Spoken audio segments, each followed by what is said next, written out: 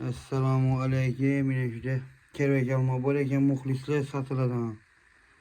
Hürmetli Kervek kanal aboneçileri.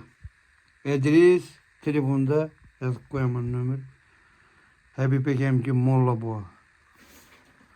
Kim biledi kim bilmedi. Hıyla alma böyleyken böyle. Pokası gelişli yanına aktamam. Bu tamam. Kollarım satas mı? Kollarım satıver. Ya. Kollarım gözetime. Kovunam götürdü verdim yine kalk. Kolum Bir gözetime. tane kovun var ya.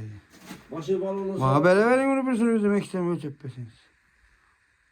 Bu kadar da 10 bin son. Ne bu? Kovun kilosu. Küf süf tepesiniz ben 12 tane mal alırım. Bu tamam yine. Gerek alma bin çıkar belamız. O da kalacak telefon numarası. Kankayı bana buraya bakıyor. Kani? Bir yandan bu araya. Ben de yaşta bakıyorum. Bak şimdi May April geldi. Bitti sel ünetkenden beri kızı kadar adamları buraya.